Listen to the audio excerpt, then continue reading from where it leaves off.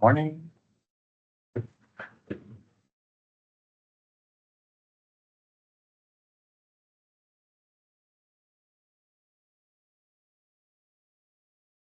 Let's pick up the morning review.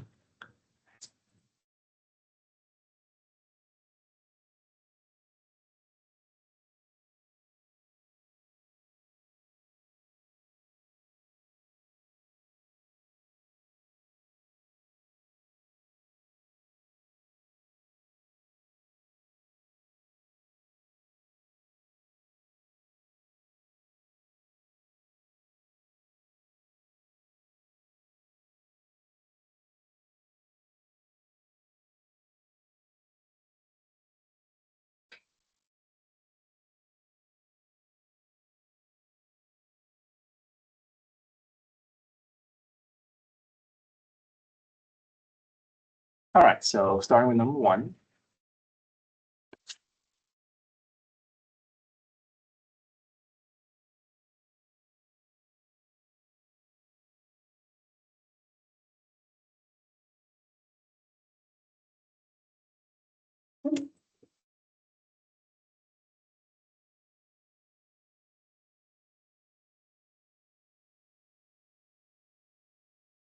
Stream Valley theorem.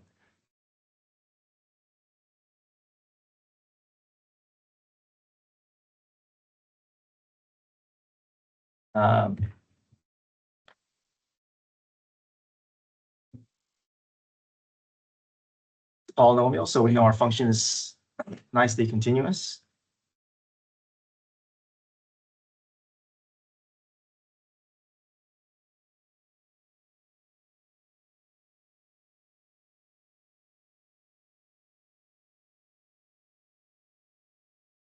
Okay, start looking for critical points.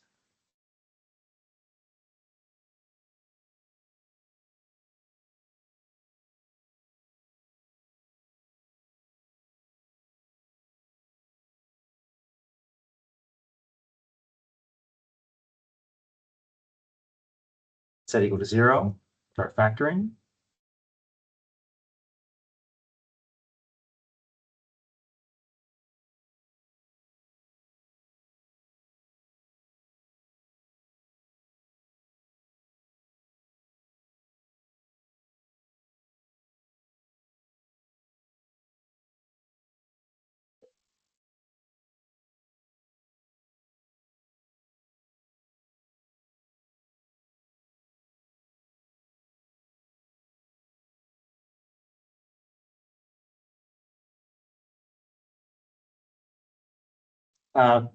Consider both candidates, see if they're both inside the interval. -1 is safely inside, 2 is also inside. So make sure that you're always comparing with the interval before you commit to considering your critical points, but both are valid. Back into the original function.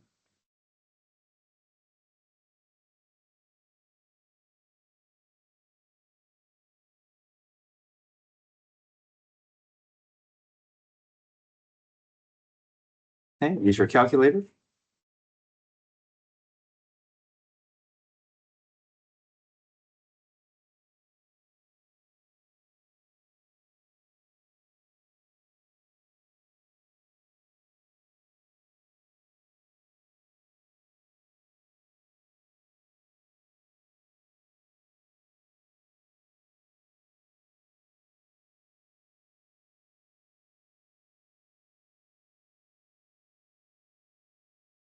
Just give me the y values.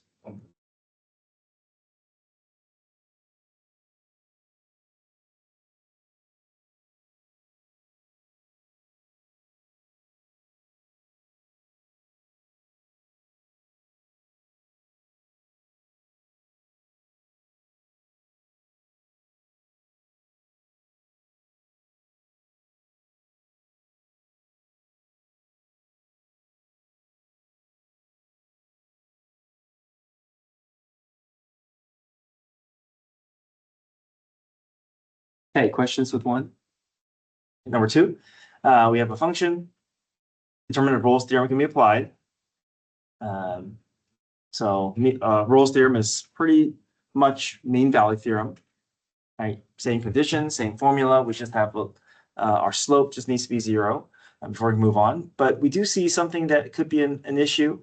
So we want to consider discontinuity at -2. So there's a vertical asymptote at x equals -2.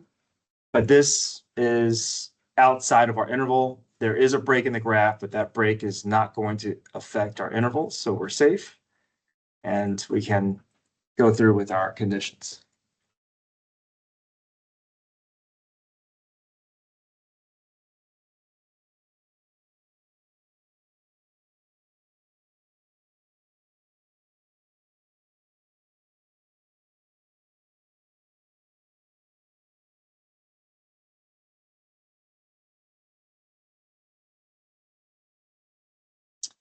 Continuous is with brackets, differentiable with parentheses.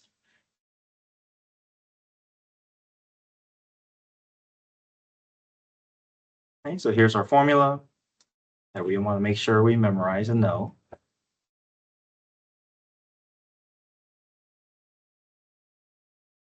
So slope and derivative.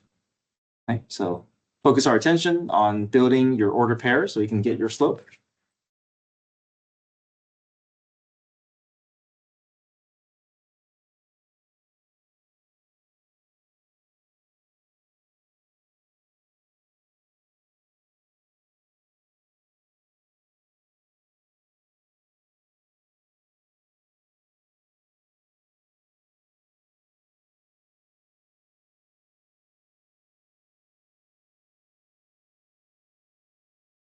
F of 3.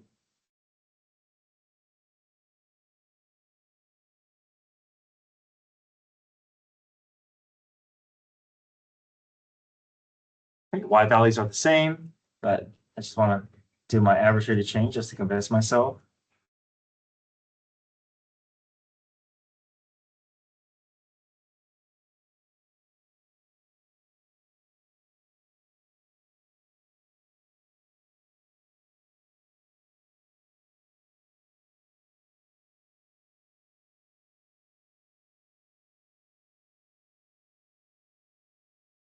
Okay, average rate of change is 0.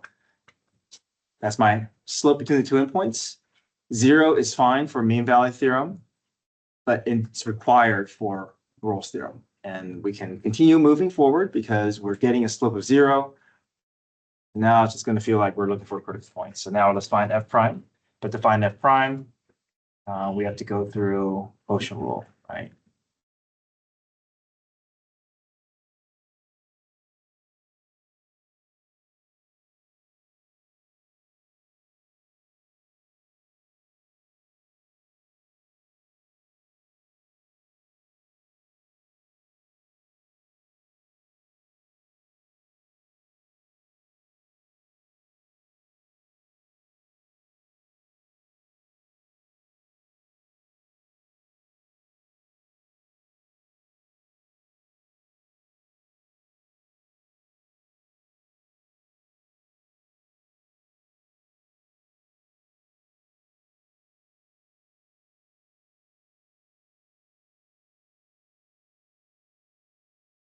Okay, spend your efforts cleaning up your numerator.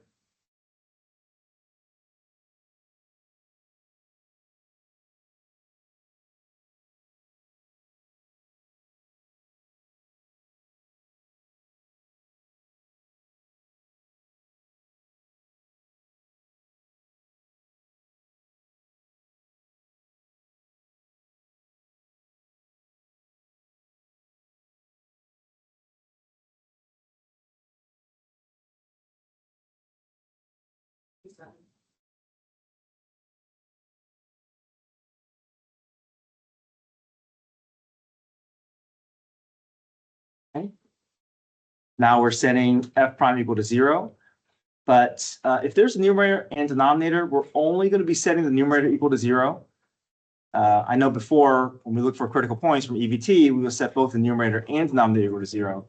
But remember, denominator equal to 0 means slope undefined, which is good for EBT, but not good for Rolle's theorem. Right? We want slope 0. We don't care about slope undefined. So we're only setting the numerator equal to 0.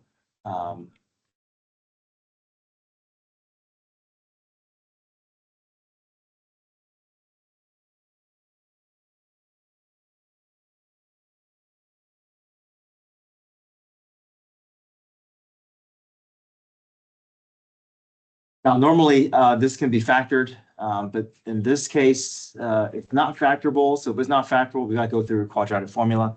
On the quiz, I won't make you do quadratic formula, but for now, we'll just go through that process. So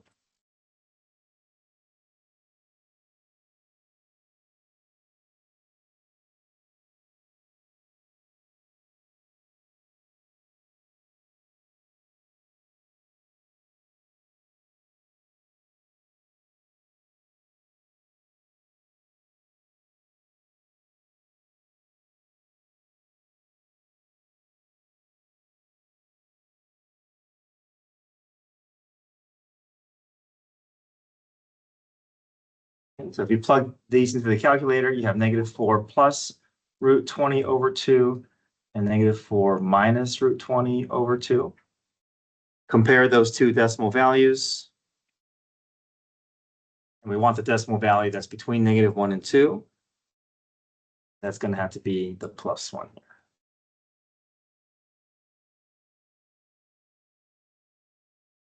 So even though there's no quadratic formula, we are kind of practicing through this whole procedure of if there's a vertical asymptote or hole, that you're convincing yourself that it's not going to interfere with the interval, and that you're going through the process of finding your order pair, finding your slope, convincing yourself that Rolle's theorem does apply, and also seeing that if there's a fraction, multiple terms below, we have to go through a quadratic formula. And when you solve for C, that you're convincing yourself that you're only keeping the C value that is cleanly between your endpoints.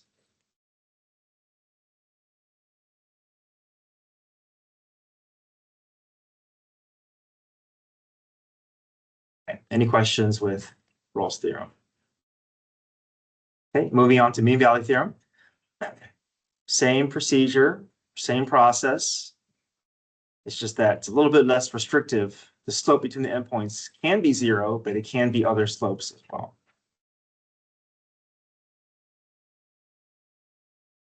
Nice polynomial here, so we can go ahead and make it pass both conditions.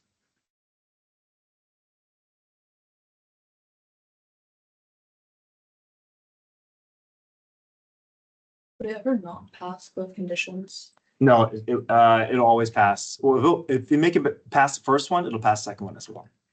So just have to worry about discontinuity. Don't worry about looking for sharp turns. I won't give you that.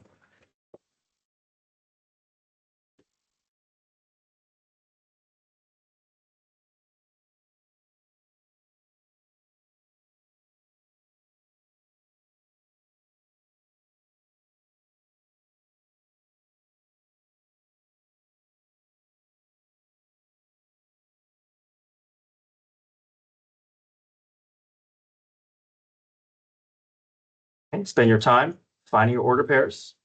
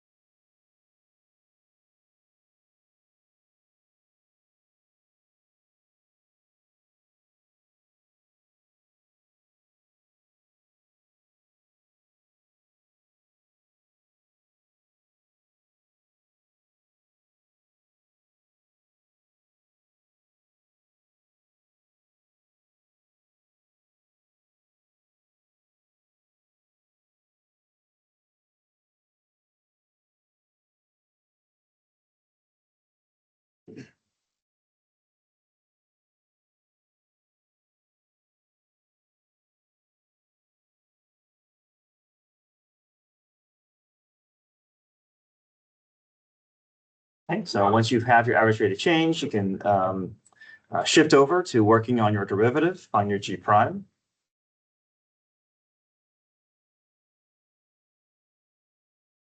And then you're simply setting them equal to each other, making sure your slope is inserting into the slope variable, solving for x. So we're basically asking the derivative to tell us where is the curve going to experience a slope to, and by going through this process, we can find the location for that.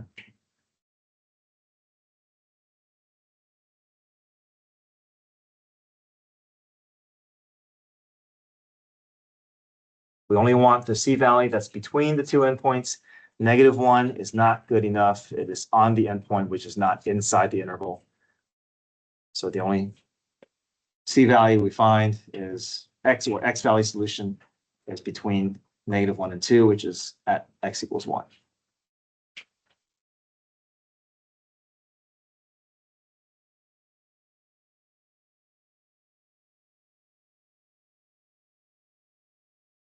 Any questions with 3? Okay, back page. I want to do number 6 first. In case I run out of time, I think 4 and 5, you guys can do those a little bit without as much help, because I have to go to a meeting at 7:45, but I'll be back at 8 o'clock. And I'll put some more problems on the board for you to practice. But any questions on the first page? Okay. All right, let's go to the back. Let's do the graphing problem here, number 6.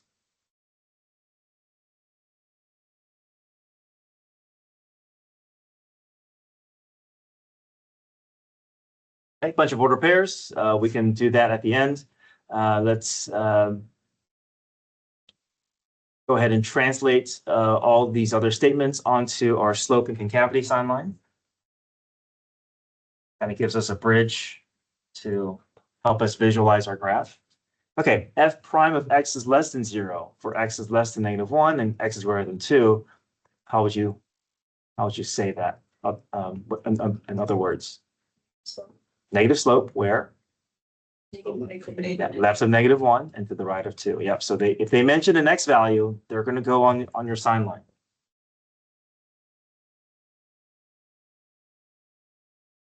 Slope.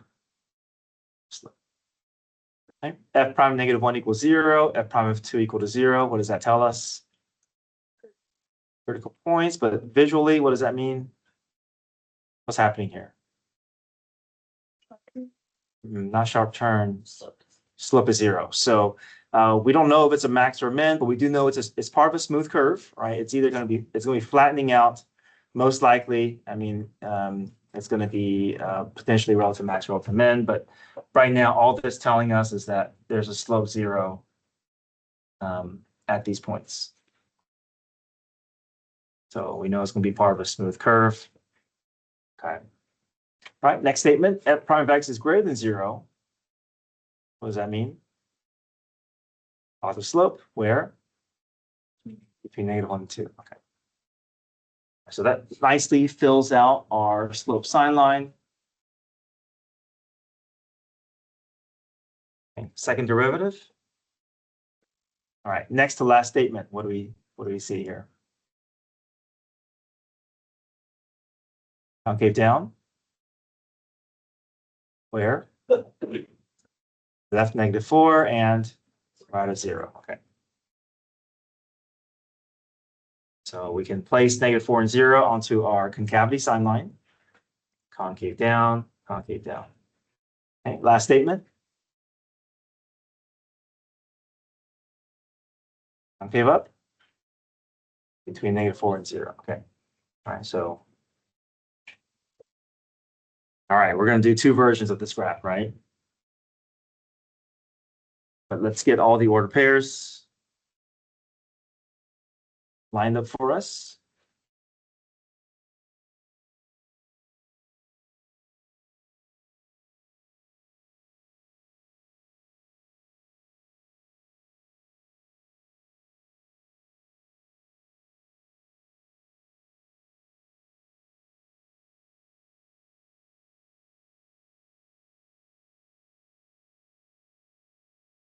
right, let's just go through the slope sine line just to sketch our initial version.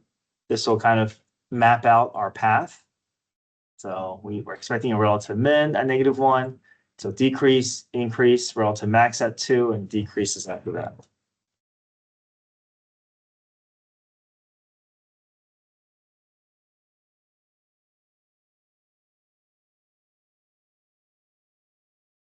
Okay, now once you mapped out your graph, your slopes graph, you know you're just going to move along this path. You're not going to create a new path despite what concavity tells you. Okay, so sometimes we may not do a full concavity feature, especially if we've already mapped out our slope behavior. Okay, so up until -4, we want our graph to be concave down, but it's got to maintain that negative slope, right? So concave down. At -4, it's going to switch over to concave up. So between -4 and 0, we're going to be experiencing concave up. So we have to change our curvature along this path, maintaining smooth curve all the way through, right? Smooth curve at -1, we're experiencing slope 0. And at 0, we're going to switch back to concave down. And it's going to be upside down U, maintaining smooth curve all the way through. Top here is also smooth.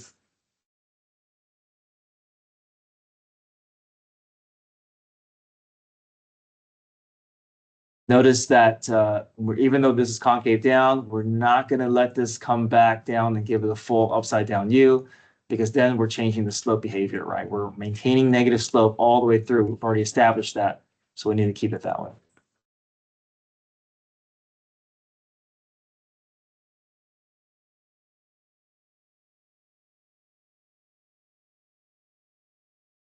Put some stuff on the board here.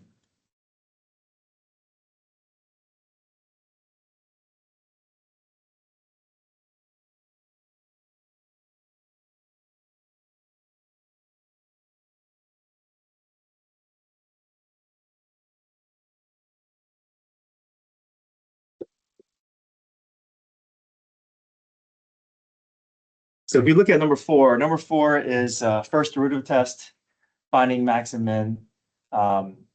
If you can also do second derivative test for um, 4B. So meaning that you're going to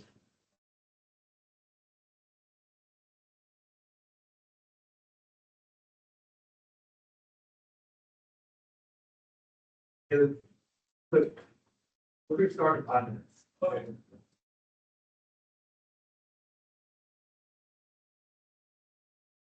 But yeah, you can try 4B second derivative test. You'll get the same result as number 4, max and min, just going down a different process.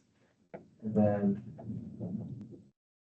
do a critical point problem before I.